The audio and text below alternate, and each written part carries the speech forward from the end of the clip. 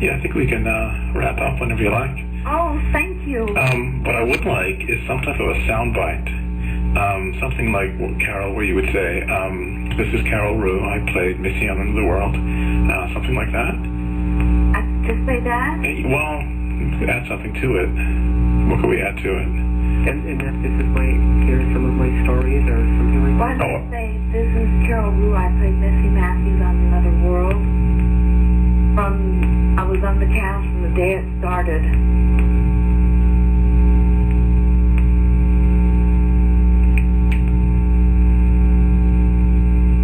Okay.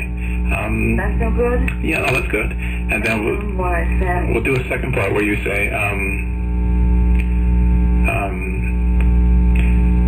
these are stories that I remember about the show, or something like that. Maybe I should find my pad and write this down. Oh, here are some stories, yeah. Here are some stories I remember about being on the show. Okay. And hope you enjoy it. Hi, my name is Carol Roux, and I played Missy Matthews on Another World from the beginning of the show. And here are some of the stories I had to tell you about being on Another World, which was a great experience in my life. Oh, that's perfect. Oh, that's so perfect. I'm going to put that on the... I recorded it. Well, it is recorded. Oh, it is? Oh, I'm so glad. Is it on? Oh, yeah. Oh, good. That's perfect. Carol, that was perfect. Yeah, we'll put that on the website. Very sweet. Oh, good. I always do best when I get...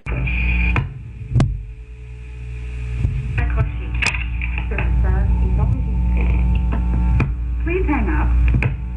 Okay, things are ready on my end. You can get started. Oh, Can I hear my air conditioner? no, I can't. Perfect. And hopefully you can start at the beginning, because I want to hear about how Carol first got to New York and Perfect. got on the show and all that. So we can go back a little further than that. Oh, really? Okay. Tell people, Carol, where you were born and some of your family stuff, where you grew up and what made you decide you wanted to become an actress? I was born in a trunk. No, I was born in Santa Monica, California. I was adopted by my parents, George and Sally Roux, who I loved very much. And I knew my biological father, but I don't want to talk about it. And the way I knew I wanted to be an actress from the time I was so small. First I wanted to be Walt Disney, and then I wanted to be an actress. And I was going through a movie book and looking at all the different people you could be. And that just excited me so much that I could be a pilot, a dancer, anything I wanted to acting. So I always told them I was going to be an actress, and then I was. I took drama my senior year in high school. Where did you go to high school? Hamilton High School. I can't tell you where it is, but I don't know. It's kind of now a magnet school for performing arts. It's on, I think, Robertson or West Cienega. That's where it is. Yes. That's where I went to high school. I joined the drama group. I was really, really shy. I was so shy. And I had a teacher ask me if I wanted to be a writer. I told her, no, I wanted to be an actress. He said, well, are you in, the drama club? And I said, no. And he said, I'm going to put you in it. And she put me in the drama club. And then I just loved acting. And there's a Shakespeare festival out here, and I really loved Shakespeare. So during the Shakespeare festival, I entered as an actress in a monologue, and I won. So I kept winning all these prizes. But my parents knew I wanted to go to New York, because I had to go to the American Academy of Dramatic Arts, where Spencer Tracy went. And I did. How old were you when you went to New York? 17. I was a baby. I never realized then that I was young. I thought I was old. And what prompted you to move to New York on your own? I mean, that's a pretty, at that age, that's kind of scary. I wanted to to the American Academy of Dramatic Arts. And your parents are very supportive. No, my father was hysterical. He just said I was too young. But when you have a dream, and you're as strong-willed as I used to be, you're going to do it. So I wrote the letter and got all the papers myself, did the audition, and was accepted. And then I went off to New York to learn how to be an actress. And how many years were you at the Academy before you got Another World? It's a 2-year course, and you have to stay for 2 years. Now you had finished high school, you completely finished high school here. Yeah. Right. And I was ready to go. So they got me a place in this girls' school, or girls' hotel. Like the Barbizon or one of those? Oh, I could be so lucky. The size of my room was the size of a closet. And I could hear the feral cat screaming all night. It was my first time ever of being away. So I was kind of, I think, not scared, but I thought, boy, this is weird. But I made it through the night, and then I couldn't find the school, so I went to the Statue of Liberty instead. And did you go to New York alone the first time, or did someone? I went by myself. Wow. All my friends came to see me off. All my different groups of friends, and my best friend, Susan Reiser, came to see me too. Susan was my very best friend through junior high school and high school. Then I left. What other up-and-coming actors were in your class, or did you know when you first? Carmen Argenziano is the only one I know that works. Who is he? Is that a man? Yeah, he's a character actor. You see him all the time. So nobody that was your contemporary or your age at that point became any one of them. One did a Broadway play, but was so, well, I don't want to say anything. But that was the end of her career. So what were those 2 years like for you? They were like going to school, and you know, you have lecturers. Mm-hmm. We had a lecture on all the Restoration and Shakespeare and boys class, which, I mean, they really covered it, and fencing. I loved fencing. And acting, of course. And while I was doing it, I decided I was ready, so I went and had my picture taken. And I really liked the photographer, and he really liked me. He said, "You should be working now.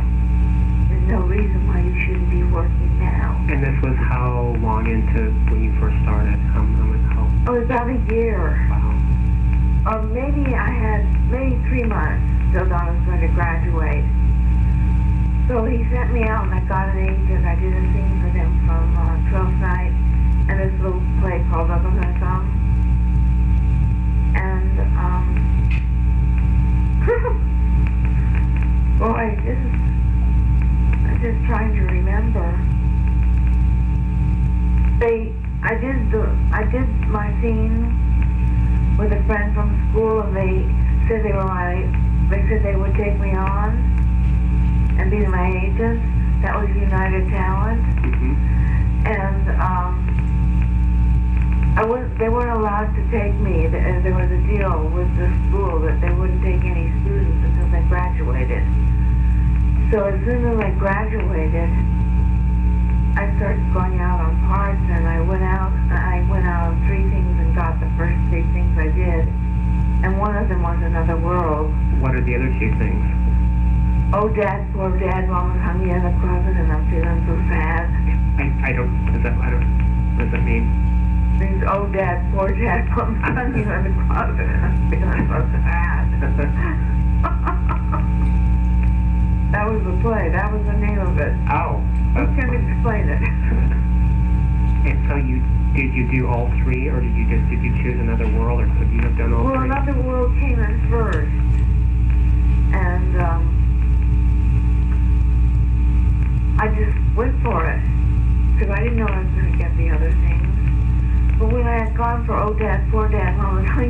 closet and I'm feeling so sad. The person I saw said I had to go read with Hermione Gingold. You did? Yes, and it didn't go well. Really? So he said, I'm going to put a production just for you, so you can play this part. It was a very funny part. And what was the name of that play?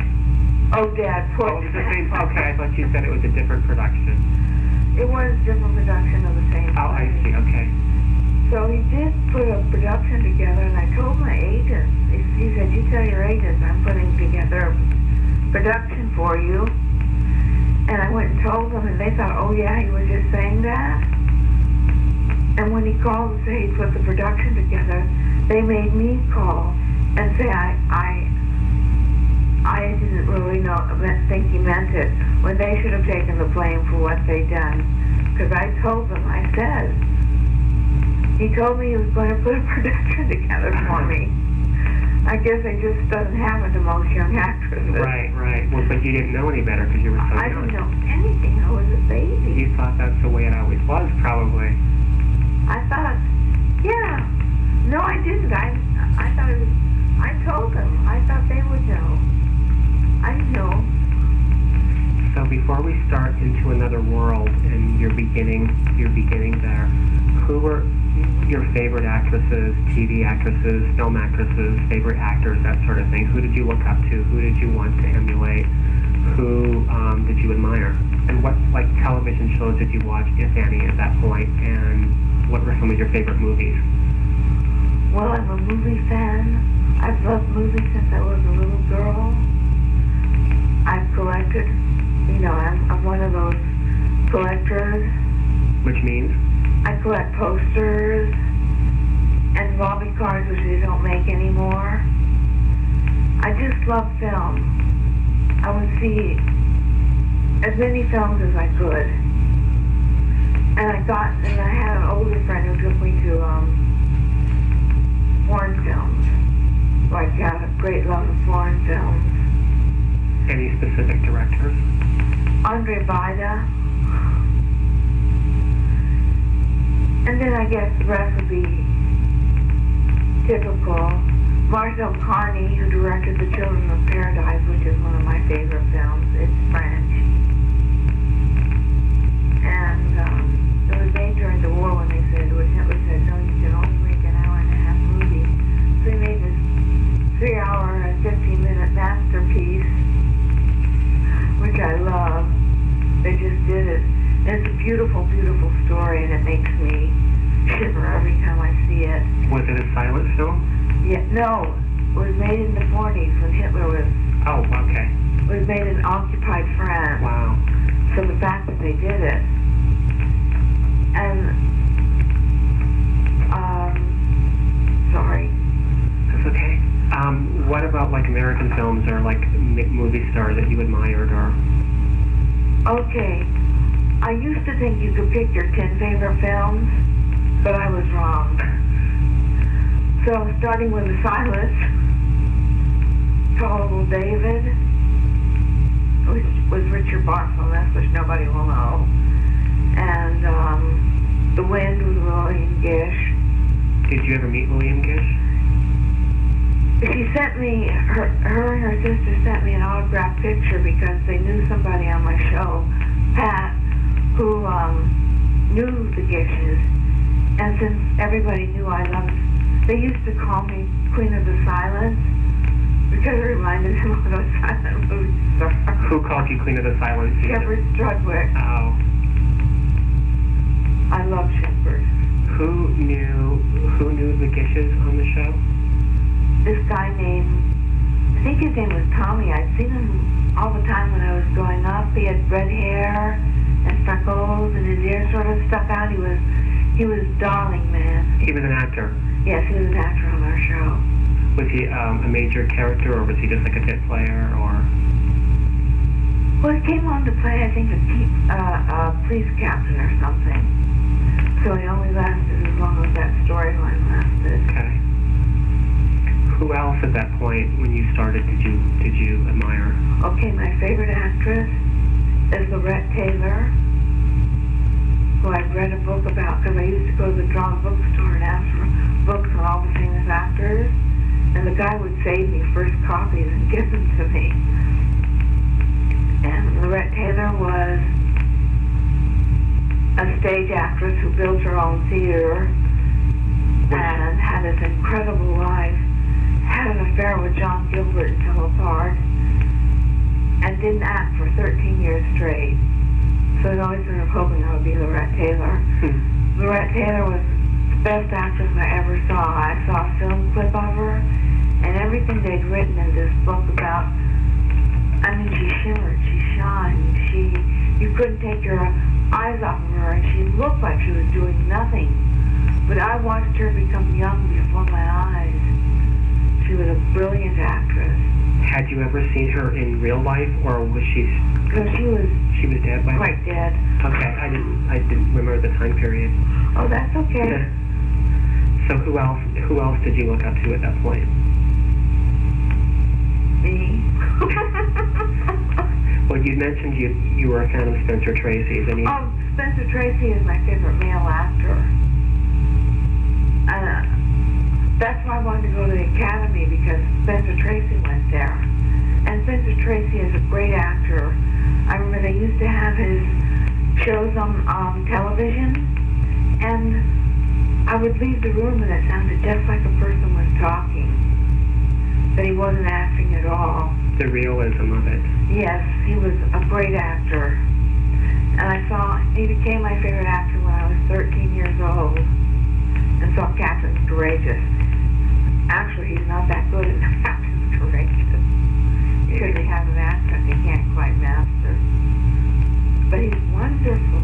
Did you ever meet him in person or see him in person? Oh no, he died. What are your favorite actresses of that period, along with Spencer Tracy? You know, it's hard. I didn't. For actresses, I didn't have the empathy I had for men actors. So I'm trying to think. There was Lorette Taylor and Maude Adams, who was the first Peter Pan. James Barrie wrote Peter Pan for her. And that's a hard one, Kelly, because I have so many actors that I like. Right. I like Gerard Depardieu. I'm crazy about him. I started watching him when he was young. Americans have never seen what a charmer he was. So you never watched television around that period, early 60s, around the time you joined The World before, did you? Or if you did, what were your favorite shows? Well, one day I sat down and one of my favorite silent movies was just Tall Little David came on. This came on the television when I turned it on. What was it called? Tall Little David. It was a story about you must get the mail through. Yes. So that I watched. But during the 60s I watched and 70s, I watched Laugh-In. You like Laugh-In? Yeah, I thought it was funny. It's a great show. And I watched those wonderful Hullabaloo.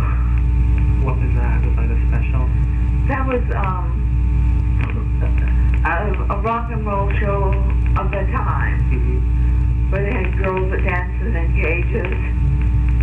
And I loved all the actors, but I was still in school here when I watched it. But when I left and went to New York, I met all the kids, because I met everybody when I was in school. Because I used to hang out at Bud Freeman's. What's Bud Freeman's? You know, the comedy club? Oh, Bud Friedman's. That's the Laugh Factory just down the street from where I live. That's what you mean? No, I mean Bud Freeman, who owned a club. That was in L.A., right? No, it was in New York. Okay. All right. Oh, Kelly. That's fine. It's good. We can cut things out. Yeah, that's fine. Okay, so right before you started Another World, you told me some story that you basically just graduated and then you got the show basically the same day or something like that? No, it was 3 weeks. So what was that? Can you explain that whole scenario and how exactly you got the show and how excited you were? My agent sent me in to read for Another World, and they had real trouble casting the part. They'd seen everybody that worked, because I'd never worked before. So they'd seen every young girl in New York City, and I went in, and I understood her immediately. I mean, Missy and I knew so much about each other before. I didn't have to work on her. She was just there inside me. So I went and read, and went home, and they called me and said, you have the part. I just went sort of numb, like, what? And so the first thing I did was go out and get a Yorkshire Terrier, which name was Missy, who was the best dog in the entire world. And why did you get a Yorkshire Terrier? Was it because of The Wizard of Oz? No, because I'd seen Audrey Hepburn holding this little dog once, which I thought was the cutest dog I'd ever seen. And I didn't have any money yet, so they let me take it until I got my first paycheck. So I paid for Missy after I'd already taken her home. And she was my best friend, besides Melissa, my girlfriend, which is funny. Your friend's name was Melissa, coincidentally, who you knew before Missy? Yeah. Before you got the role? Oh, yes. She had gone to the academy a year before me. So we used to all hang out in this theater bar and drink Coke. So what was your first, before I ask that, how influential was Ernest Phillips in casting you, if at all? You also had mentioned to me something about, maybe this was later on, but I can't remember, about Agnes Nixon checking everybody out and putting everybody in line. Was that at that period or that was later? That was later. Okay, we'll come back to that. I'll write that down. How influential was Ernest Phillips in casting you? And did you meet her beforehand, and what are your impressions of her? I think she was there. What they did is, they had the whole cast come and lined us up together. No, this was it. Are you there? Yeah. This was when you first started, you had to all line up, or this was later? They took the cast, like they usually do, to see how we were going to mix. Okay. And I looked so frightened, I think, that Tom Donovan said, Carol, it's okay to smile. I just stood there with my big eyes going, whoa. So they were afraid I couldn't do light stuff. So Joe Galvin and I did a scene together on a bridge, which was in the show later. And they just said, yes, she's perfect. But Erna Phillips wasn't involved at all? You never saw her? I think Erna was there, hidden somewhere. But you would have known who she was? I wouldn't have known who she was. I didn't know anything. What was your first day like? My first day, the night before, I broke out in hives. And a friend brought me a chicken to eat. Which was funny. And I was going to bed early, getting ready. And I had all these hives. Were they visible on your face or were they just on your body? They were all over the place. And by the next morning, they were all gone. So I went for my first time I'd ever been in a studio. But I knew what I was doing acting-wise, so I wasn't that scared or nervous. And my agent had asked Audra Lindley and Virginia Dwyer to watch out for me. Now, you had also said that... Wait, let me finish. Okay. To watch out for me. And they talked to Audra, and Audra told me, she told me that they had asked to watch out for me, and she said, honey, she doesn't need anybody to watch out for her. So that's great. I acclimated myself immediately. I love that. So you and Audra and Virginia Dwyer all had the same agent? Yep. From the very beginning? From the very beginning. So that agent is the one who got you the audition? United Talent? Yes. Yes. That's great. They got me all the parts. They sent me out in all the parts I got. So they knew that they were casting for Another World because of Virginia and Audra, and that's how they saw you. No, they knew that before. Agents know things before, so they know how to send out. Right. They send a cast list and a description. They really wanted to bond, but I didn't pass that. Who was your first scene with? It was the woman who played my social worker. And I played the scene with my back to the audience, looking out a window. And at the very end, I remember I turned around and said, I wonder how Bill Matthews feels tonight, only I didn't say it like that. And that was the first time my face was shown. That was the first day? That was the second day. Oh, the second day. I always think it was the first because it was the first for me. But it was the second day. So your first scene was with a day player who played a social worker? No. Olga Bellin. She was on for a long time until I didn't need a social worker anymore. What was the actress's name? Olga Bellin. Oh. So what was your first scene in terms of the storyline, the Matthew storyline, and who did you work with, and how did that feel? Oh, God, how can I... It must have been with Joe. I worked in the Copper Kettle as a waitress, and all the college kids hung out there, and the moment I saw Joe Gallison, I was in love with him. And we both were in love with each other, but Audra didn't like it because I was a waitress. Meaning the characters that they play, not Audra. So we have to stop because there's sirens. Oh, that's okay. You don't want those sirens to be on tape for perpetuity. Yes, I do. Welcome to LA. Okay, so Audra wasn't mad. It was the character that was mad. It was Liz Matthews. Right. I should call her Liz Right. instead of calling her Audra. And I shared my dressing room. My first dressing room I shared with Audra. From day one, you shared a dressing room with Audra. Yes. Wow. Until I moved in with Gay Eustace, who I would say I loved her. She was such a sweet girl, and she was so much fun. What was Audra like? Audra was like nobody I'd ever met before. Audra was, you know how there's divas in the nicest term? Yes. Audra was. She was very funny and grand, and she loved to smoke cigarettes during a scene because it kept her lines so she wouldn't get out of the scene. So she'd be there puffing away.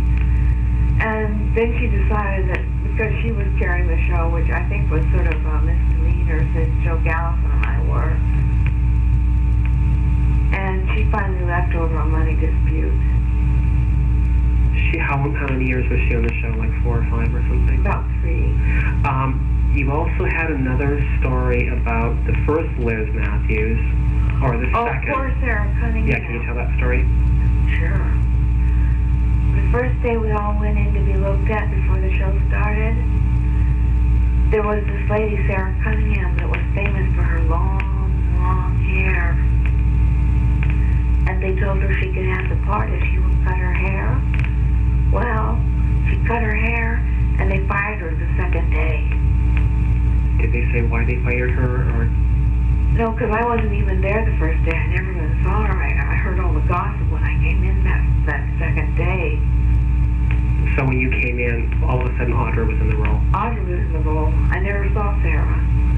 Or her long, long hair. I must have seen it at the casket together, but I don't remember. You just remember it as a legend, the story that was told about it. It's a story that was true. What about John Beale?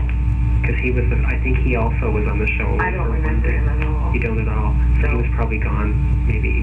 I think he was gone like the first day also, or something like that. Don't remember him. What about Shepard Strudwick? I love Shepard Strudwick. He was the one that told me to stick up for myself when they would treat me not so nicely. He would say, "Little girl, don't you know?" And he's the one that called me the Queen of the Silence.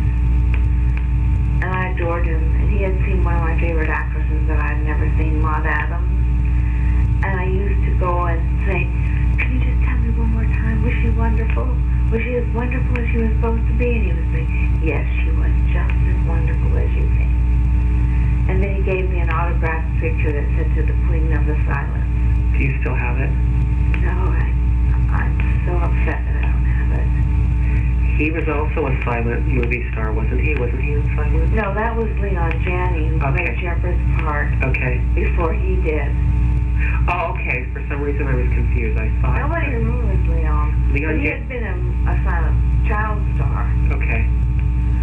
But he wouldn't take it seriously, so they fired him. He wouldn't take Jim Matthews seriously? He would laugh seriously? at the scripts and things. On Another World, you mean? Which you don't do. How long... So, Leon Janney was on the show when you started?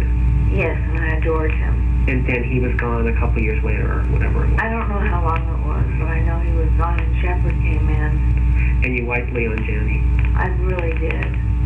He's the one that would tell me, you have to go to this party. You can't not go, because I was so shy. What were the parties like on Another World? Well, there was one thing about our cast. Everybody is kind of dramatic because you're working so hard. So you may have a blowout at somebody, but it lasts like a day. It's just because you're so tired. Doing a script today is hard. I forgot what I was going to say. How about parties? We all had parties together and stuck together, and everybody from the other house was so surprised. So I'm having a little trouble with my voice today. Okay.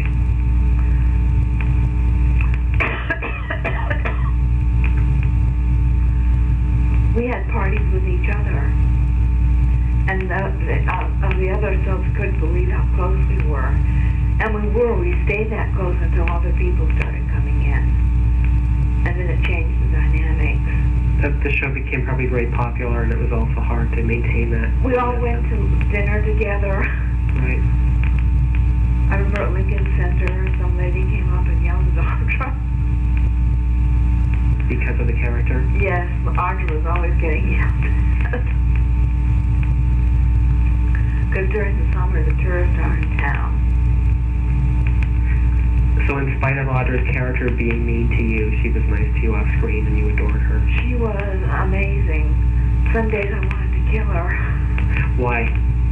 Oh, I don't want to say why. Just because. Can you talk about the teleprompter? Oh, yeah. Let me get a drink of water. Okay. I'm sorry, my voice is really going. Actually, we could take a short break now. I think I've come to the end of the tape. Okay.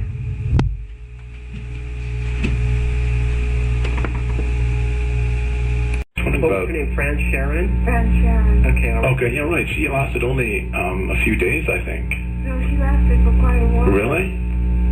I have the name of another one called Ronnie Dingle. Never heard of it. Really? Okay. Maybe I got that mixed up. What was her name? Well, just because I don't know her, maybe she came in later. Do you remember only one Susan? Susan Matthews? There was Susan Trussman and Beverly Penberthy. Oh, okay. But the character Susan Matthews. Susan, I have no idea who Really? was called Susan. Oh, okay. Susan Matthews was Liz's daughter. And her husband was Dan Shearer. Oh, that came a lot later, actually. Was played by John Cunningham. You remember, was she... The name sounds familiar, but I have no idea. This is a long time ago. They weren't on during that time period. I didn't know that. Was Fran Sharon a blonde? I have a picture of a blonde here. Yeah, she's blonde. Okay. Yeah, they hired blondes to play the good girls and dark-haired girls to play the bad Well, girl. then how do you explain me? Like you say, it was the exception to the rule. They would prefer you to be blonde, but they couldn't find anyone, so I had to get you. Yeah, this dark-haired... Yeah. I have it right. Your little brown-haired daughter. Okay. Your little brown-haired daughter. You're going to tell that story. I have it written. Okay, do you want to get started again now? Yeah. Okay, go ahead when you're ready. Okay. Oh, with Ann Sheridan? Well, yeah, let's start back a little bit further, like Susan Trussman. Should we start now? Yeah. Oh, about Susan Trustman? I adored her. She was my idol. She loved life, and it just came dripping out of her. And she was a really good actress. And Susan just taught me how to say hello to people and all the things I was too shy to do. Susan gave me so much just by looking at her as a person and knowing it was all right to enjoy things. Because she was wonderful. A wonderful actress. What about Michael and Ryan? Michael? You had a story about when you were long out, because you said you were very young, and many years later you realized what a handsome man he was. And oh, yes, Mike Ryan. I never knew him. I thought he was so old. Well, they aged him, correct? Yeah, they put a little gray in his temples. But Mike Ryan I really liked. He was a really nice guy. And he had a family. So, you know, he was a family man. And I remember one night, I don't remember what we were talking about, but I remember one day in the commissary just sitting and talking to him about stuff. And he said he always wanted to see me. Oh, I better not say that. Well, give it a try. What do you want to say? Michael Ryan just wanted to see me in a black bathing suit because my skin was so white. No, I told you something that you weren't aware of that most fans of Another World know. I told you that all of a sudden when the show went to 90 minutes, they killed his character off, and you had no idea that happened. What did you? No, I had no idea. Can you talk about that? What you thought that they killed? I didn't know they killed him off. I wasn't there. I have no idea. He was fine when I left. And you hadn't watched the show afterwards? I never watched the show once after I left. What did you feel about the fact that they killed off John Matthews? John Randolph. I feel nothing. I wasn't on the show. But you said that you thought it was stupid that they had gotten rid of like a major character. I did? I think. Well, I think it's always hard when they get rid of major characters. There's so many reasons they do, like for being punished or whatever. Who knows? Can you talk about Liza Chapman? Oh, there's the story. This is a sad story, I must warn you. Lisa Chapman was a really nice woman, and she played opposite William Prince, who also left. And they were having an affair on the show. And we went to a party at Joe Gallison's that he threw that was just wonderful. I mean, we all were there. And Lisa got me aside and said, "Don't you realize what you are?" I said, "No." She said, "You're the star of the show now. It's about you. You're a star, Carol." I am. And she was really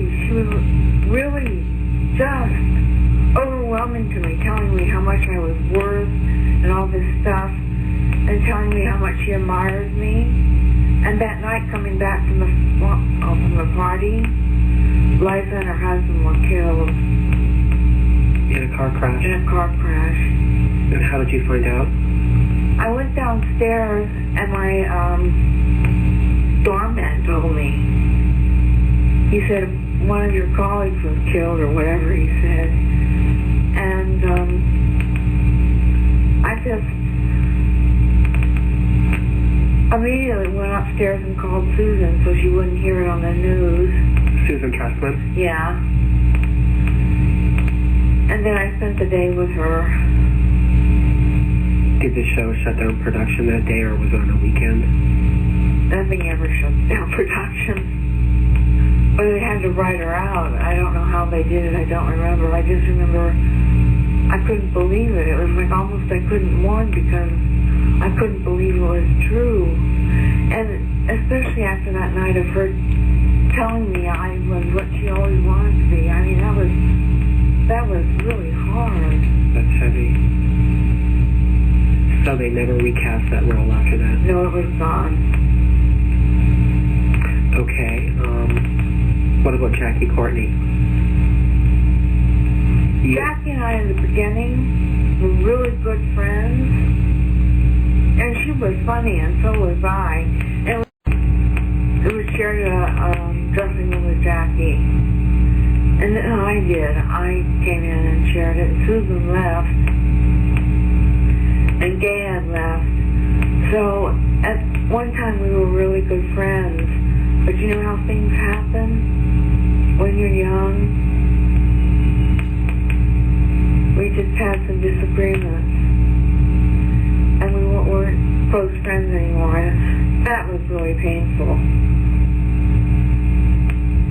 Now what about Joe Gallison? Love Joe. I never realized how cute Joe was when I worked with him. And now I see pictures of him. He was the cutest thing I ever saw. What was it like for you to watch yourself on the... I wanted to say something more about Joe. Right. Joe would help me because I didn't have any experience. Like we'd go over the lines and then we would just say the words we thought where the scene was going, that improvisations we would do on the scene. I mean, it took all that time to help me. And then he sent me to Herbert Berghoff, who was a great acting teacher, one of the best in New York. And Herbert said I had star quality, and I thought he meant I was a bad actress, so I never went back. That shows you that I just wasn't right about things like that. To take that as an insult is kind of funny. But it was Joe who sent me to him, and he was a really nice man. So you enjoyed working with him a lot. He was easy to work with. And Joe, we had our differences, but everybody on a soap has their differences. It's because of the long days. And there are some people that do things like step in your life, make sure you have a bad shot. Joe taught me about that, because there was one person on the show that was doing it. So he said, just watch what she does and get out of the way, because she's trying to cover your light. can you tell the story about the teleprompter with Audra? Oh, yes. You mean that she loved it? That she kept looking at the teleprompters. Oh, Audra was wonderful. And besides smoking, we had a teleprompter. And she was always looking at it. She really knew how to work the thing and come out beautiful, because I think she was a terrific actress. And I learned how to work it, but I didn't work it like she did. But she would get very upset when anybody got in front of her teleprompter. Upset. Is that what? Yeah. How did the show change after the whole triangle of, and what I'm kind of leading into is because this is the episode that I got to watch with you of the marriage of Lenore and Walter Curtin, and it was really the first scene with Steve and Alice and Rachel. How did that change the dynamic of the show and the direction of the show? You know, I don't know those things, Kelly. I have no idea. How was it like for you to watch yourself on that episode? Oh, you mean after all these years? Yeah. It was painful. It's hard seeing yourself. And it was such a short scene, I couldn't really tell. I just knew I was totally relaxed. And I remember at one point I grabbed Joe. That wasn't in the script. I just grabbed him and told him to dance with me. So I thought that was very funny. Let's see, what about, how can you tell us the Shirley Knight story? Oh, yeah, Shirley Knight was one of my favorite actresses. And there was a play called We Have Always Lived in the Castle, which is Shirley Jackson. And they were making a play of it. It was about Mary Cat. and I can't remember the other girl's name because Mary Cat I would have played, and somebody had given me the book saying, boy, this would be a great part for you. So I auditioned, and it's the one part I really wanted, and I knew it would be really hard during the show during the daytime and then go to theater, but I wanted it so much, and the producer wanted me, but the director didn't. And I didn't get the part, and that was the only part that broke my heart that I didn't get. I would have been with Shirley Knight, my idol. Had you ever met her before? Or no, I'd just seen her when I was younger, thinking she was so beautiful in a different kind of way. Mm-hmm. That I just thought she was wonderful. So I tried to, I wanted that part. And Doris, I can't remember her name, helped me with the scene. So I was well prepared to go in. And they said they couldn't take me because my hair was brown. And then somebody said, haven't they heard of wigs? I said, I guess not. No, that was for the play, right? Yeah, that was for the play. What are your remembrances of Ernest Phillips? I have almost none. I have stories, but... Any stories you want to share? And also, well, if you think they're legends in the soap world, but they're not legends to the audience. Ernest Phillips really liked me because I played her daughter. Missy was written after her daughter. So it was a very important part to her. But I just remember hearing stories about her that one of the cast, she had all the dressing rooms bugged, and people made fun of the scripts, and she put them all on a bus and had them go over a cliff. Wow, that's the funniest thing. So we're always wondering if our dressing rooms are bugged. No, that was on another soap. That wasn't on Another World, was it, or was it? No, it was another soap. Okay, that is funny. But we did have our paranoia. And rightfully so.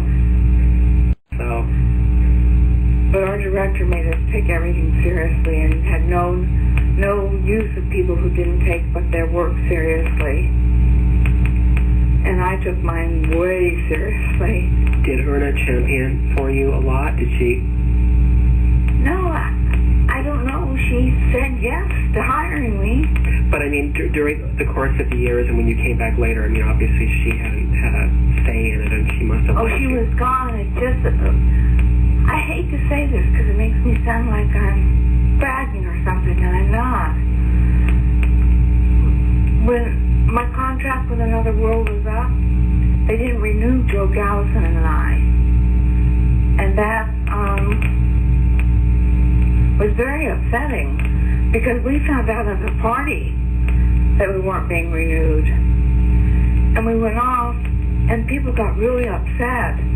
And then they got Somerset, so I asked for a whole bunch of money, but by then it was too late. My feelings were too hurt.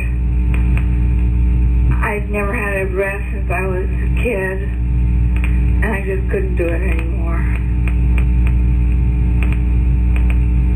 But you went back and did Somerset? Yeah, that's when I realized I couldn't do it. And I went back really thin. And nobody said anything to me after being after my weight for the whole time, for the whole 5 years I was on. I went back to the skinny little thing, and nobody said anything. Of course, I was a monster, but... There was a lot of pressure for you to be thin when you were on Another World? Yes. It will be written into the skit, into the script that I was getting.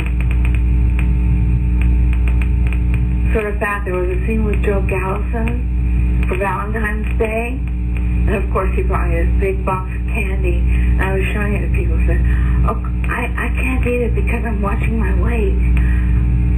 And that was an embarrassing thing to say when you're still a teenager. Yeah, that's pretty mean. So, Any recollections on Agnes Nixon? Agnes Nixon, I knew who she was because I got more of a part, but it was James Lipton that had the plot that he showed me that I was coming up with the biggest plot there it has, besides Susan, with Bill and Missy and Audra. But Agnes Nixon wasn't mine writing at that time. But I just remember she was a tall blonde woman. That's all I know of her. You guys know more about this stuff than I do. You had a story about how you all got lined up again with her or something like that? Or was that the other story? What are you talking about? That they had you all lined up or something? And I told that. That was the same story when I was lined up, and it was Ernest Phillips. Okay. And Bill Bell was her protege. What can you say about Bill Bell? He was a darling man. A darling, darling man. So you kept in touch with him over the years? No, I decided I had to act because I needed money. And he asked me if I wanted to act again. But then I realized that I couldn't act. And this was many years after Another World? Yes. Like in the 80s? Yes, he waited to call me on the weekend so he could really talk to me, which was very nice of him. And he had me come in, have a side sitting and all of that, and I just knew I couldn't do it.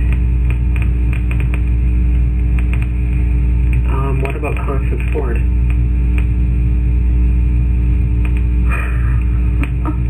Oh, Kelly, you devil. I didn't really know Constance, I would say. I really didn't know her. She wasn't somebody I sat and talked with, so I really don't know that much about her.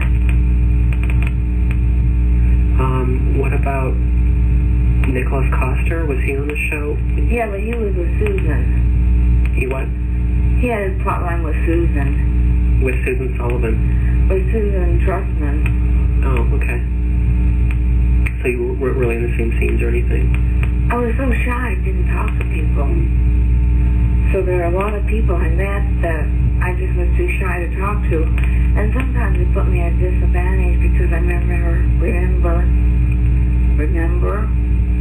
that Frances Sternhagen was on. And I knew she was a brilliant actress, but I did a little scene with her. And I wanted to tell her what a pleasure it was working with her. And I was too shy. So there's things like my shyness that I regret. That I didn't tell these people what I thought. And she was on the show a couple of times. She played a librarian or something? She was on once playing a librarian. She didn't have that many lines, but you know a good actor. Now tell the story that you were replaced for one day because... Oh, yeah, I had a strep throat. So Tim, my husband at the time, had to call in and tell him I couldn't come in the night before. So we watched the show, and there was this girl on it. Nobody's voice cleared up faster than mine. Nobody was playing my Missy. Do you remember the actress? Was it Roux? No, I don't. I just remember she had hair. It wasn't as long as mine. But she was good, I thought. I think it was Marie Masters. I could be wrong. I have no idea. I didn't know that until recently. I didn't ask. I just got well. Yes, it was Marie, actually. It was Marie Masters. Yeah, she joined shortly after that. Yeah, that's what her audition for that. And she's still on that show today, actually. She's still on today, right? Oh, yeah. Wow. Well, good for her. What about Ann Sheridan? Oh, it seems like everybody laughs about it. I say, oh, I love them, but I did. You go very close on a program with people because you're there every day. And, you know what? I have to go to the bathroom. Okay. Can I go? No, you can't. You have to stay here till we're done. Oh, thank you.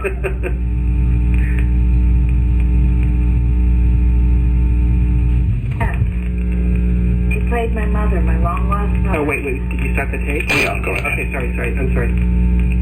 What was I?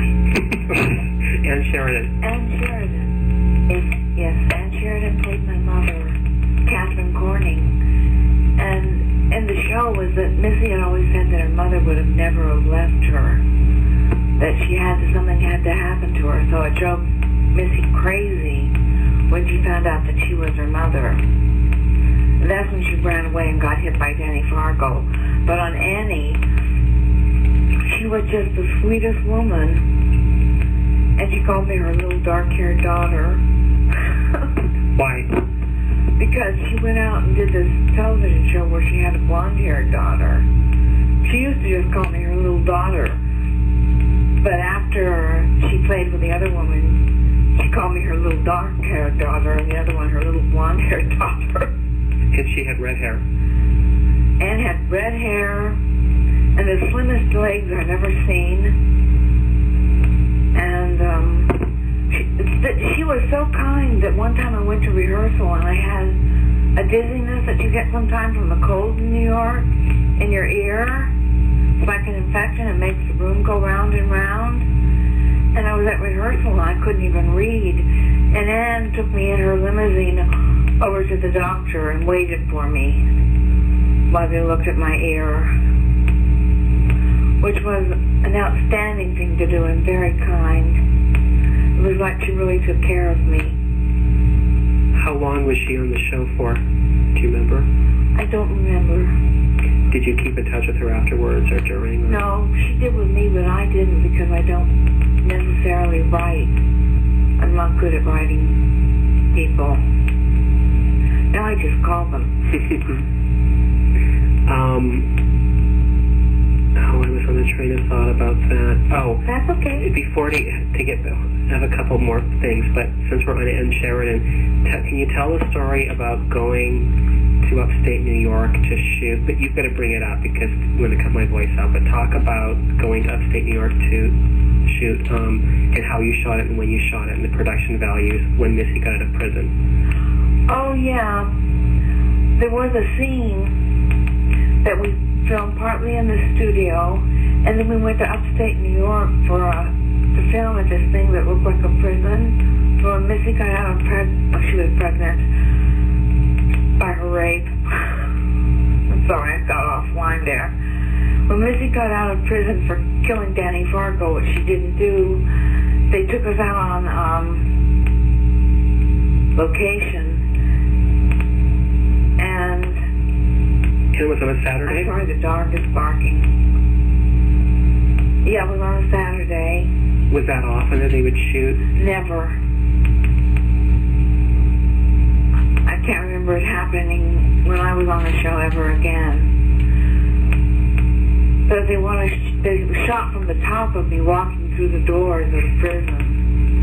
And then when they opened the doors, we were outside. And we just, hugged each other and walked off into the sunset. And Lynn Valenti wanted to get a shot of this newspaper that says, "Eris found not guilty."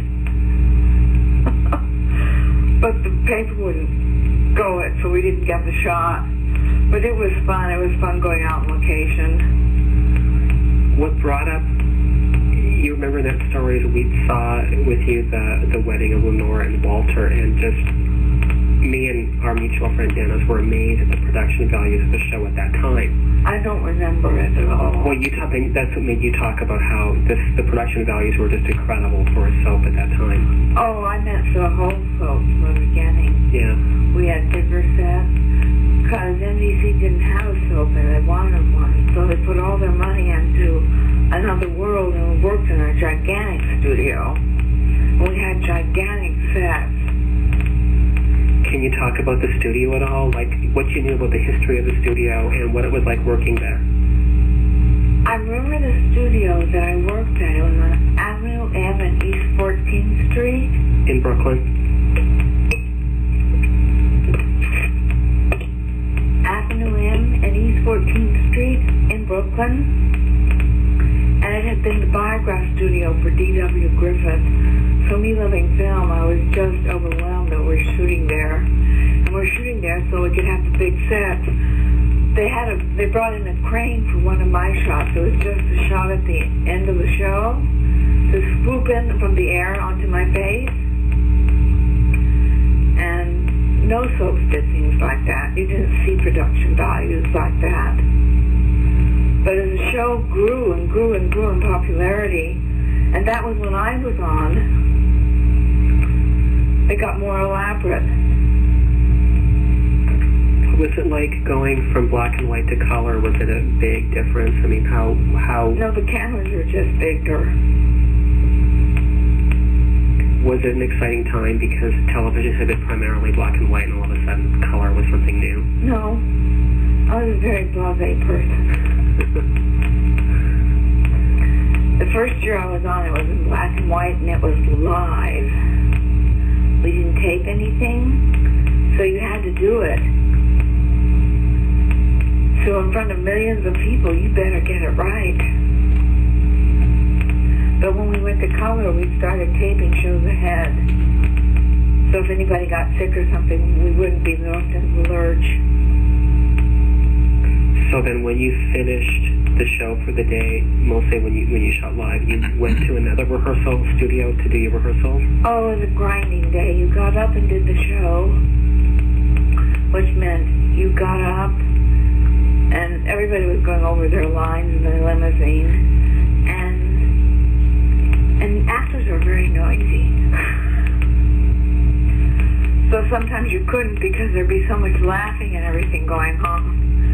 And we'd go through the studio, and then we'd go upstairs, and they'd start calling us down for the blocking. And we'd block. That would take several hours, and then if we ever found a chance, we'd go to makeup. Only I did my own makeup, and try and eat something. But since I didn't eat anything, it didn't matter. And then we'd rush to put our, as fast as we can, we'd go into run-through, where we see how things are working, and Tom would give us notes. And then we'd go into dress rehearsal, and then we'd do the show, and then we'd all pile in the limousine and go back to the city and do the whole thing of a read-through, of cutting our lines or changing our lines. And it was tiring. So, do you know why that your rehearsal hall was in the city as opposed to in Brooklyn with the studio? There wasn't any place in Brooklyn, really. We needed a real studio.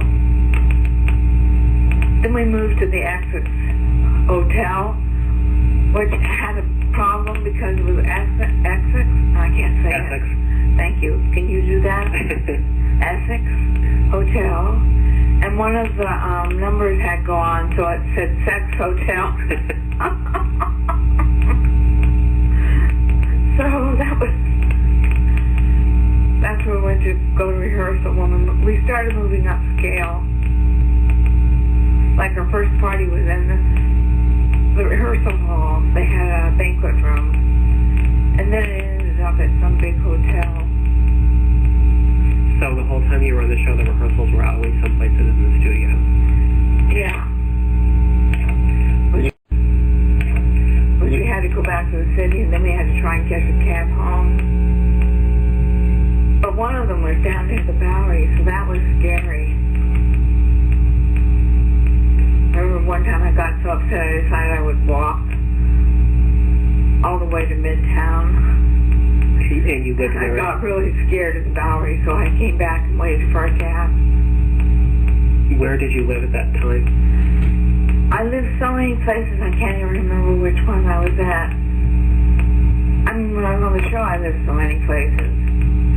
First, I lived at the girls' house, where they were mostly Puerto Rican young girls that had come over to this country. And they were really nice. They'd always offer me cookies, something I didn't need, but I had to take them because these girls were so sweet. But it was, my room was a closet, as I said. or a closet. And, help me, Kelly. Oh, and then after that you moved? Oh, I moved to there, and then I moved into, one on 53rd Street with Arlene Bush, who I'd gone to school with. And it was really cheap, and it was only a 4-step walk up, and we were at the top, of course. And then, okay, I'll tell you this story. I don't know if you want to use this.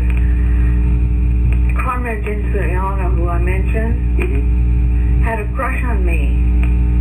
And one of the girls I lived with downstairs, they lived downstairs and we lived upstairs, had a terrible crush on him, so they decided to invite him over for the night. Well, the guy wouldn't stop hitting on me, and they decided that I was causing him to talk to me. It's just they wouldn't leave me alone, and they locked me out of my apartment for being so rude as to seduce their guy. That wasn't very nice. No, it wasn't. But I went downstairs to the only man I'd ever loved, Miles Callum, and he let me stay the night. And I told him what had happened. He said, they're just jealous. I said, okay. And Miles and I became friends because I was with my study partner for a scene we were doing. And I said to him, do you want to see our scenes? So he did, and he was so impressed. He said, I don't know what I thought, but you're a real actress.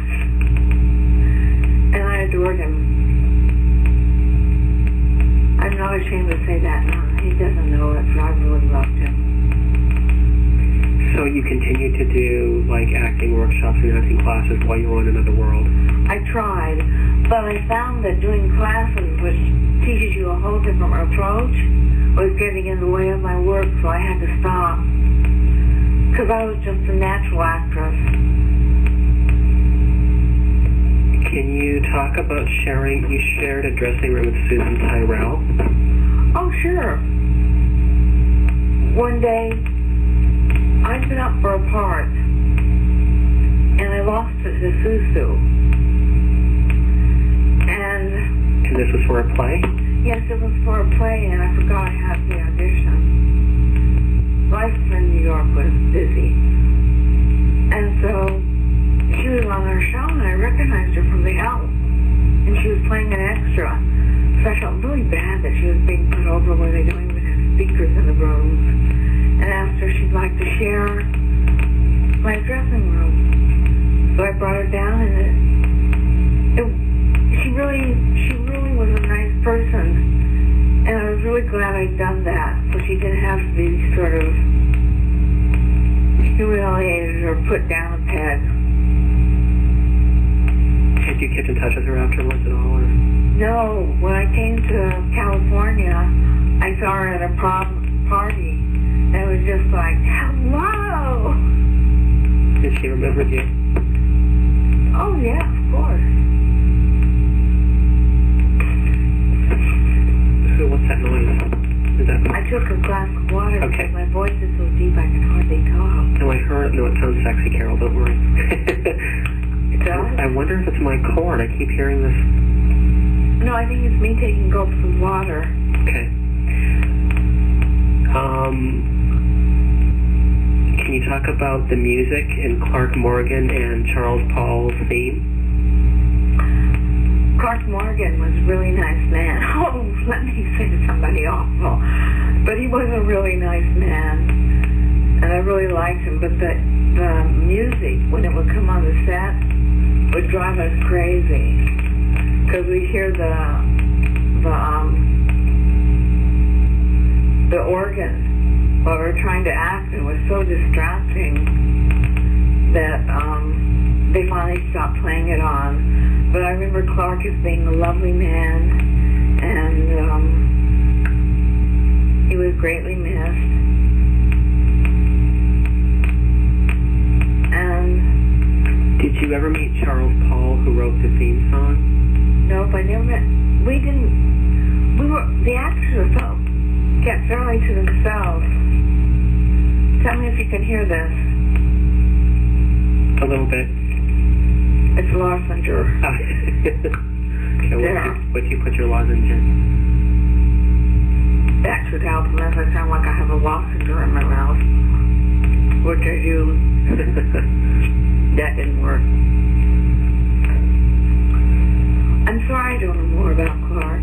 Okay, that's fine. I would love to. What about Ann Wedgeworth? Once again, Ann Wedgeworth was the sweetest person. And how she was on television was just the way she was in life. You know, that funny little thing she did. Like being sexy. And Ann was a dear person.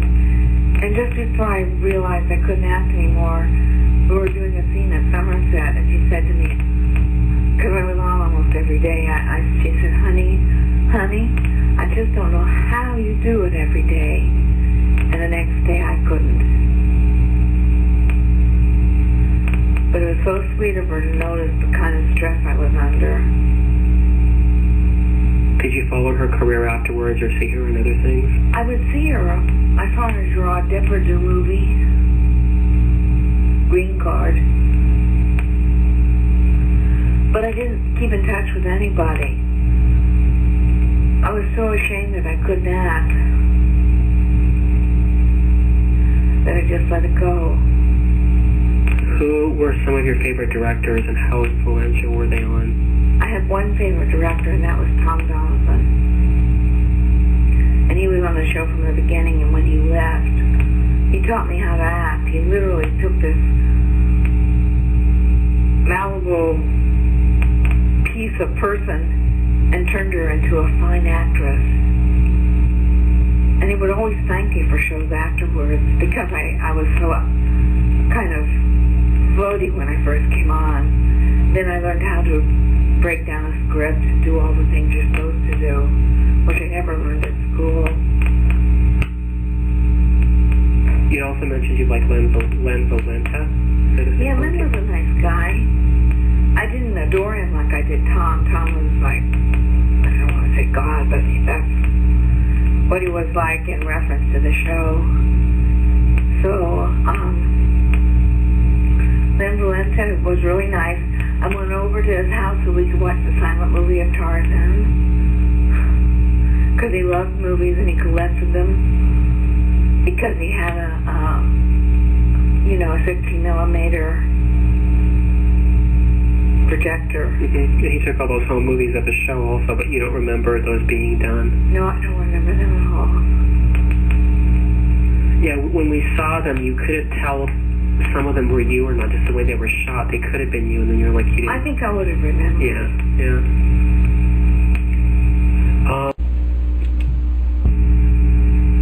Did they ever shoot, like at the time you were doing Another World and Somerset, did they shoot other things there as well? Like you said, Barnum and Bailey, that was all before Another World. One time they shot at night, Sammy Davis Jr., but that was on Another World.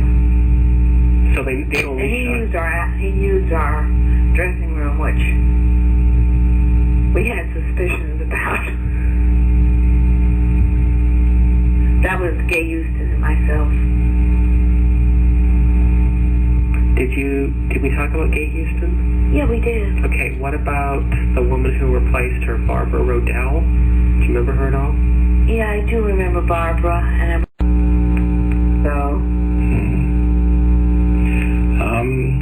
there was a family called the Gregory family that was written by James Lipton. They were played by James Congdon, Mark Leonard, and Ellen Weston. And I think they were all killed in a plane crash. Do you remember that at all? I think I remember Ellen because her name was Carol on the show. Oh, okay. But I don't remember anything about it. Okay. Do you remember a couple that were actually married on the show? They were married in real life. Their names were Augusta Dabney and William Prince. Were Augusta and William married? They were married in real life. I don't know if they were married at that time, but they were definitely married. I knew that.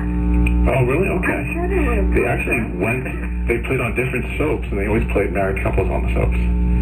No, I like think they did Augusta and I knew William. Yeah, okay. they were famous for being married. we knew they weren't at that time. That is but so weird. That is so nice. But they never, nobody knew. Okay. Yeah, they didn't have a good marriage on the show, but I guess they had a good one in real life. Well, I guess so. Yeah. Do you remember, Liz had a boyfriend sort of off and on over the years called Fred Douglas, played by Charles Baxter? No? Oh, Okay. Charles. Yeah. Charles Baxter. Yeah, he was Liz's paramour, yeah. Oh, Charlie was wonderful. He had been a chorus boy in Oklahoma. I was fascinated by him. And he really liked me, and he bought a house in Spain and invited me to come and visit. Oh, that's when he left the show. That's right, he moved to Spain. Yeah. And you never went to Spain to visit him? No. See, I had so many chances, and I didn't take the opportunity to do so. Somebody invited me to France, too, and I didn't go. I was always so tired. There was also another older guy, played by Jeffrey Lum. Oh, Who's Jeffrey. Who's Uncle Yeah, Drew. Oliver on Broadway. Did I say that again? No, it's all right. I'd been an Oliver on Broadway, and I loved Oliver. And I was quite excited that he was on, but I never told anybody how excited I was. He was one of the few people I was excited about. And Jeffrey was just a nice man. We'd been in the theater for years. And once we had to know how to say heinous, because it was in the script, nobody knew how to say it. We did by ear.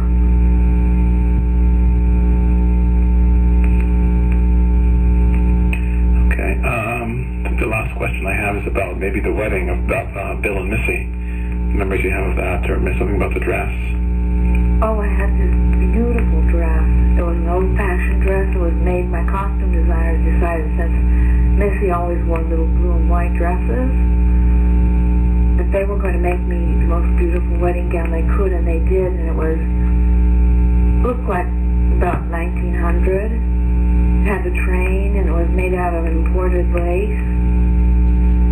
And my waist looked so small, because they really made my waist small. And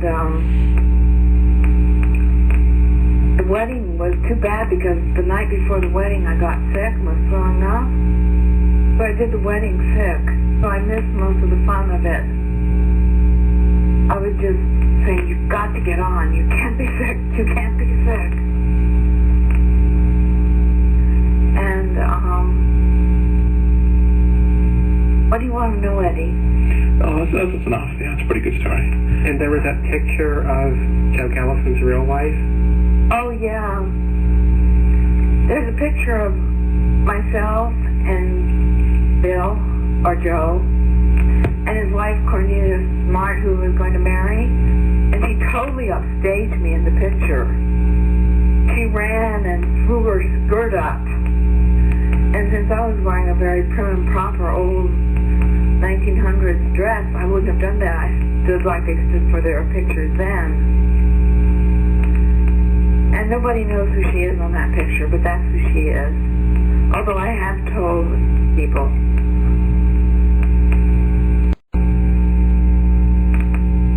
Can you say anything about Bill Wolfe? Bill Wolfe is just a nice man. He didn't come out on the stage very often, but when he did, he was always so nice. And it was fun to have the announcer come out and meet him. And I like Bill very much. I've talked to him just to have a nostalgic call. And he's just a very nice man who was the voice of another world. Did he have like how did he do his announcement? Did you hear them in the studio when you were doing your scenes, or was it a separate? I think we heard it, but to tell you the truth, I don't remember. It's been so long. What about Sam Groom, or who else played Russ at that point? Actually, it was a young little boy called Joey Trent. Joey Trent, right. Oh, I adored Joy Trent because we were both youngsters, and he was the sweetest thing to me. And he quit acting and never acted again. Do you know why he left the show? If he was let go, or because he wasn't on for very long? I think he was let go. Okay. Well, he had done a lot of shows, like He had done everything. He had Patty Duke show, which was shot He was there. in Peter Pan with Mary Martin. Peter Pan with Mary Martin. Did you talk about, I don't think we've really talked about Virginia Dwyer. Jenny was a wonderful person, and she helped me in so many ways and recognized things that I was going through because I was so young and helped me with them. Virginia Dwyer was a dear. Were you shocked to find out when they killed her character off? I didn't watch the show. They killed Jenny after I'd left. Yeah, but no one ever told you. You didn't know that till much, much later. I never asked about the show. I didn't want anybody to talk about it to me. It was too painful. Look at, I'm just talking now. You're doing a pretty good job of it. I am? Yeah. Oh, good. Do you want to talk a little bit about what you've done since Another World, your artwork and your dolls? And... Oh, I can, but I don't know who'd be interested. I did voiceovers, like Coming Up Next. The Wizard of Oz on CBS. I did The Wizard of Oz, where I got to be the voice of Judy Garland. That was exciting. She's one of my idols. And I worked at CBS a lot because I knew the people. And they were very good to me, and I adored that whole group, except for one person. So I did voiceovers, and then I started making dolls. And I still sell them, but it's harder to sell them now because I don't want to give them up. Because I made so many beautiful dolls, and I thought, well, I'll make one for me later. But that later never came. But I had the first dolls I made, which were a group of fairies. 2 boys and a girl, and I love those dolls. I can't believe I made them. They're so pretty. My dolls are very pretty. They're very beautiful. I couldn't believe that they were handmade. I thought they were, manufactured, I was like, wow. Well, thank you. They're very beautiful. Very detailed. Yes, and the hands are all pretty. And you worked at MGM for a while? Oh, yes, I worked at MGM selling movies, which I was always the top seller at the 2 places I sold movies at. And I think that was because I loved movies so much, and also I loved my people and tried to really pick the right things for the different sections of the country that I worked with. I also wanted to ask this because other people had asked these questions on postings. What are your favorite TV shows now? What do you really watch and get into, and who do you admire that's up and coming, or who's been around for a while that you really are amazed and impressed by? Well, I watched the Turner Channel movie because they run silent movies. Turner Classic Channel, is that it? Turner Classic Movies. Turner Classic Movies. Dan, this will get a nice little plug there. Well, I do. I watched 3 movies in a row on it last weekend. And I like all the CSIs, although I like the first one best. But I really like, I don't even know her name, Callie Duquesne on CSI Miami. I love her accent. I like her accent. And Numbers, and Bill Maher, and Curb Your Enthusiasm. And most importantly, what? It went off the air this summer and we all had a cry. Oh my gosh, yes. 6 Feet Under. Oh man, was that show terrific. Oh man. I I think it took all of us a long time to get over that. Yeah, it was hard because it's been this really important part of your life that you always talked about. The acting was superb. Frances Conway, I loved her. I don't mean to keep saying my love. I have to think of another word. Well, it's pretty descriptive, and you can love a lot of people. That's okay. Well, I don't mean to mess around with it. So, and there are some shows I just watch because they lead into. I watch Survivor. I always watch Survivor. See, tonight I'm excited. I wanted to bring this point up because to me, I don't understand how an actor could like a show that puts actors out of work. And you had a very amazing explanation. I understood that. Like, I hate reality shows, but I was so surprised that you, who knows good acting, would watch a reality show, and you had a wonderful explanation to that. Oh, the thing is, when you're an actor, and it comes hard when people get known, but it's to watch people. You learn more about acting and watching people and how they react. And on Survivor, they're just letting themselves be shown. So it's a wonderful acting exercise to watch that show.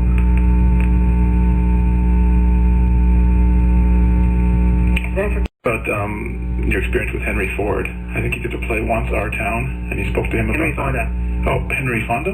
Yes. Okay, right. Henry Ford. My bad. Yes. There was this man I met at a ballet called Ariadne, and it was at the Great Theater which Mr. Doolittle owned. So Mr. Doolittle said if I ever got out here to give him a call and he would see what he could do to help me. And they were doing Our Town, and I was talking to Henry Fonda. He said, why didn't you go for that part? You could have done it. And I'm just sitting there talking to Henry Fonda about acting, which was pretty exciting, but I didn't know it at the time. I just expected things. But he also was a very kind man to me, and very reaching out to me to get me to talk because I was still so shy. That's it. Can you also just talk about John Cassavetes briefly? I work for John Cassavetes. The most brilliant man I've ever met. And you loved Rosemary's Baby. Oh yeah, but I saw that before I knew Before John. you knew him. I didn't like John as an actor.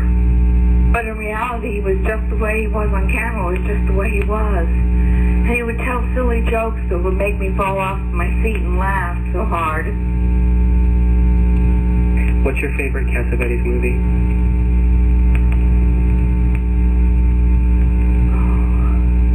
A Woman Under the Influence.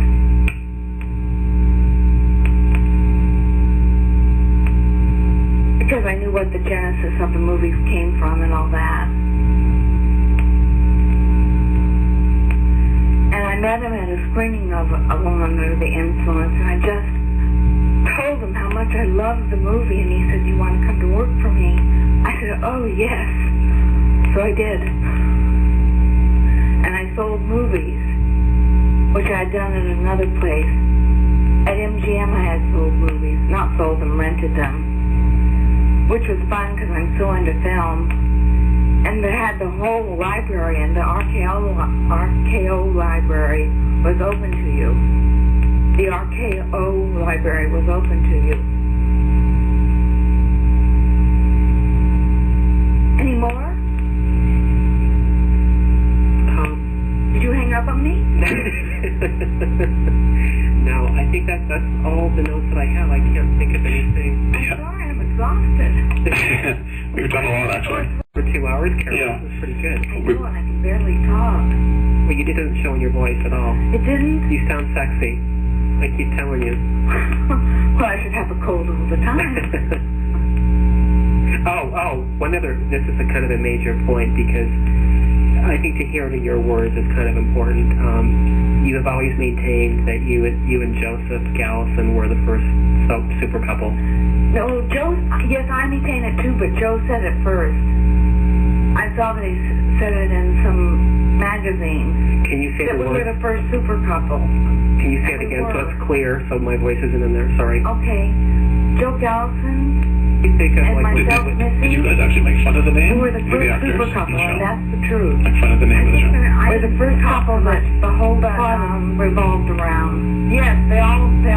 And Joe sounds like that, so I know that we both feel the same way. And it was true.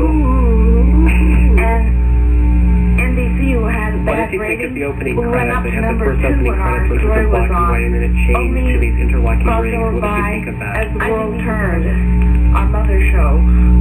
Which I thought the only thing I got disciplined in is watching myself. Can you talk which about I that? That's couldn't another in the point I beginning. forgot to bring up, is So that all you were I a know is spin-off myself of the when I world didn't turned. do What what was I that was like, doing even though wrong? nothing was The really town spun would off? give And me what a did note that on something I wasn't doing right. I'd watch the show and correct it, so it wouldn't happen again. But we did think Another World sounded like a space movie. So watching the show was a great help to me in learning to act. Yeah, nothing wrong. That's So funny. you watched it pretty much all the time when you were on it? Well, I would be in Radio City, and that's where the NBC studios were. Is that right? Yeah, the main NBC studio was there, Yeah, right? the main NBC Right. studio was, and they had a thing that had all these televisions, and they showed the show that was on at the minute, and I was always out, so I'd always rush over to Radio City to watch the show, you know, and if people came in, I just moved. You didn't want people to watch you watch yourself? No, I didn't want my friends to watch me. It's a painful thing. What did your parents think of you when you were on Another World? Did they watch all the time? Did they love They it? watched all the time, and my daddy was so proud of me, and so was my mother.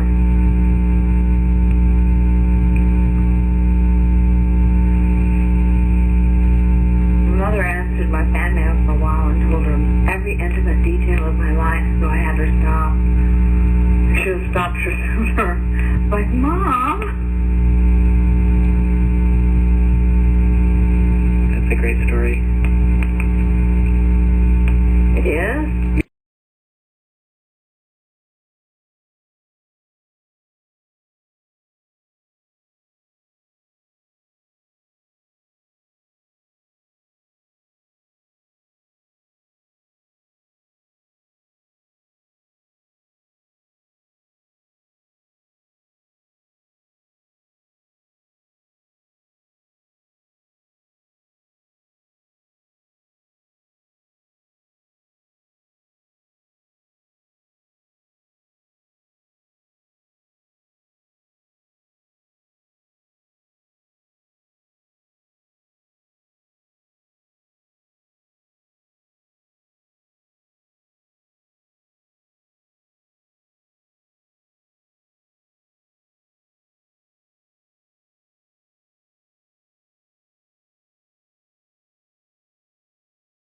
Oh,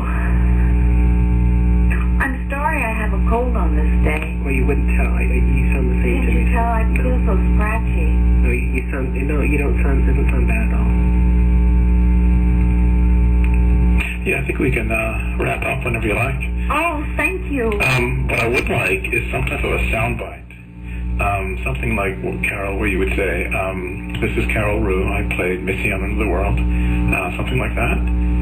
I just say that? Well, add something to it.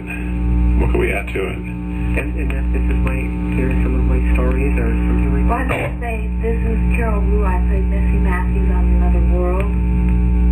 I was on the cast from the day it started.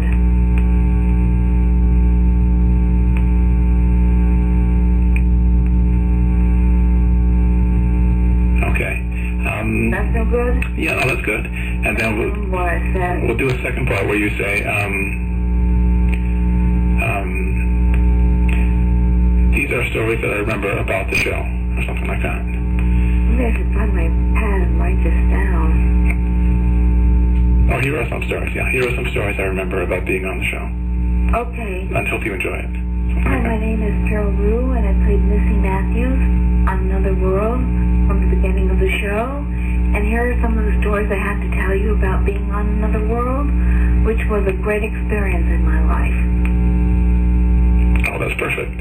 Oh, that's so perfect. I'm going to put that on the... recorded it. Well, it is recorded. Oh, it is? Oh, I'm so glad. Is it on? Oh, yeah. Oh, good. That's Oh, perfect. Carol, that was perfect. Yeah, we'll put that on the website. Very sweet. Oh, good. I always do best when I just talk. But boy, am I tired. Oh, Pretty good for 2 hours. we've been working hard. I do want to thank you very much, Carol. Oh, and You did a lot of thank good work. you so much for the things you sent me. You don't know how Yeah. much it's meant to me, your kindness. I'm glad that after all the years that you were able to come back to the show. I know that it took you a long time. It did. But it's done. I hope you have stuff you can use. Oh, I think so. We'll send you copies before I do anything with it. Oh, thank you. I think Kelly did a great... Okay, it's back in again. Yeah, you can tell your story. Yeah, we have the next few days too if you think of anything, but we do... Of my fans. And they've been wonderful. It was like I was never away from them.